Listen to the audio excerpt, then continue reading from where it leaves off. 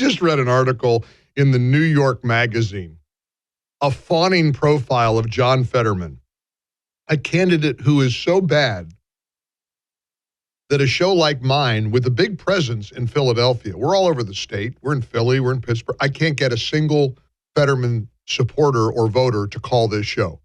And goodness knows I've tried. This guy is such a terrible candidate, and I love the joke that the media pretends that all the bad candidates are Republicans. You heard Katie Hobbs? Oh, boy. Are Arizona voters so dense that they would believe her explanation that she's just too doggone busy to debate Kari Lake? Her schedule's filled. They just want to debate her because, this is not a very nice thing to say. The woman is an imbecile. I know I shouldn't name call, and Tracy gets mad at me every time I call somebody a name, but a moron is a moron. This is not a bright bulb. And, of course, she won't debate Kari Lake. She was against anything to do with border security. She voted against police. She voted against education. She voted against raising pay for teachers. She's got a real awful voting record that she can't defend. But she's very busy. Very busy. You got to hear this. This is hysterical. Fetterman, of course, had a stroke. He doesn't want to debate. Tim Ryan debated J.D. Vance last night. It didn't go so well for Tim Ryan. These Democrats have a theory, if we can just run out the clock, maybe we'll fool enough people for enough of the time. Listen to CBS White House correspondent Major Garrett interviewing the Arizona gubernatorial candidate Katie Hobbs yesterday and wondering why she's unwilling to have a debate with her Republican opponent, Kari Lake. One more time before we let you go, because I think it is on the mind of Arizona voters. Are you saying this morning that there is no circumstance that you can envision or would even try to negotiate in which you and Kari Lake would appear at a debate together before the election? At this point in the race, with 30 days to go, our schedule in terms of forums is pretty much set. And I'm really happy with where we are in the plans we have to continue talking directly to the voters of Arizona. I don't have time to debate so that the voters can see two candidates side by side. Maybe this is why she doesn't want to debate. How about Katie Hobbs being asked by a Hispanic interviewer at some Hispanic forum in Arizona, what kind of impact has Arizona's Hispanic community left with you? What have you taken away? What have you gleaned, Katie Hobbs, Democrat candidate for governor in Arizona, from the Hispanic community? Get ready for the answer. I hope you're sitting down. What have you specifically learned from the Latino community?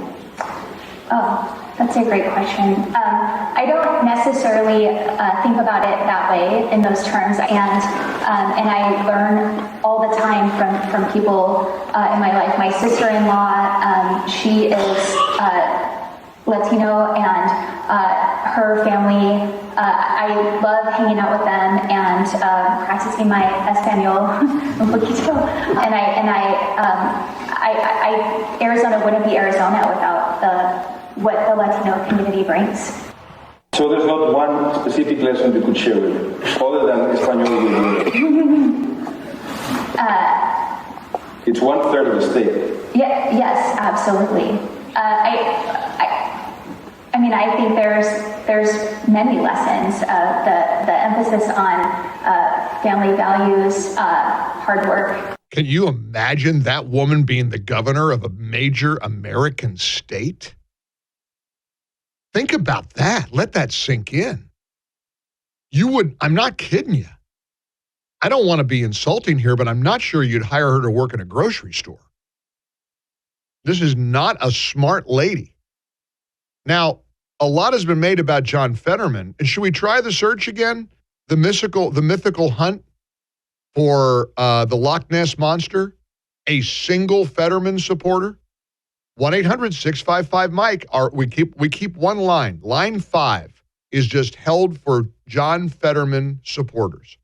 That line has stayed empty for weeks. I don't understand it.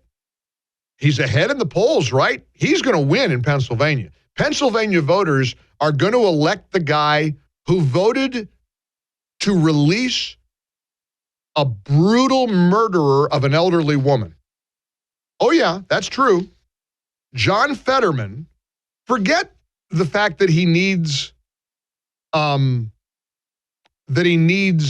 kind of monitor to comprehend questions that are being asked of him. And apparently that's true. New York Magazine did this profile, but they needed to put the questions that they were posing to him on some kind of a teleprompter because he can't comprehend questions. Now, I don't want to make fun of anybody or put down anybody who's had a stroke.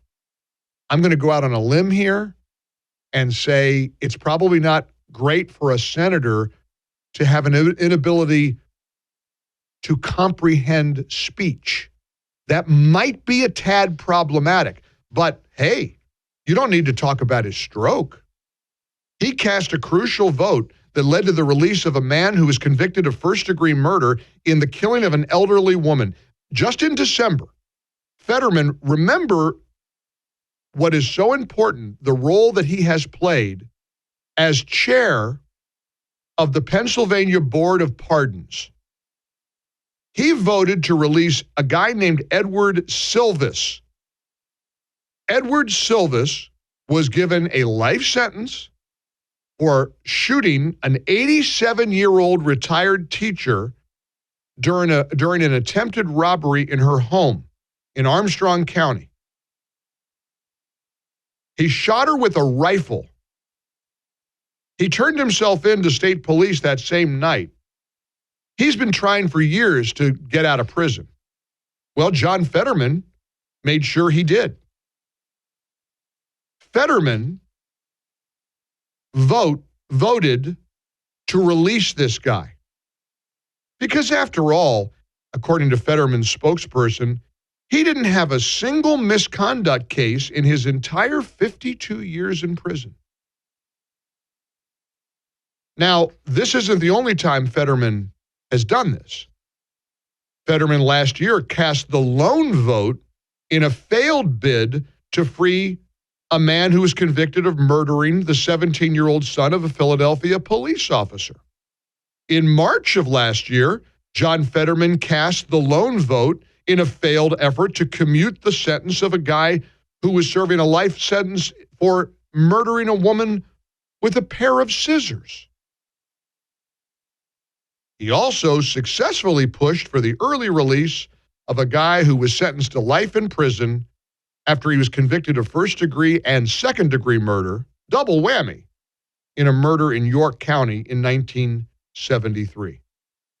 This is a man who wants to free criminals, and he has a record to prove it.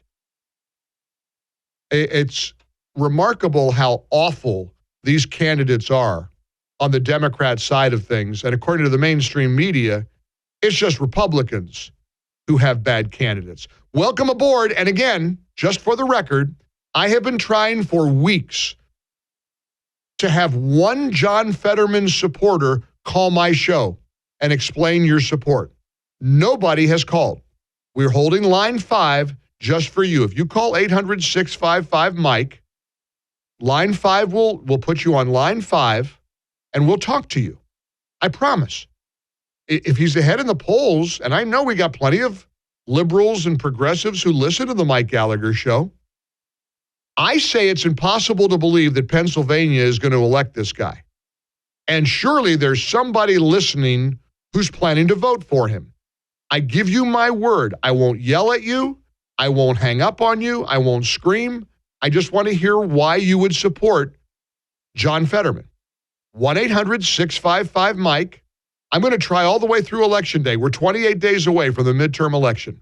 And I'm going to keep trying because I know I'm going to find somebody, anybody who would vote for this guy, John Fetterman.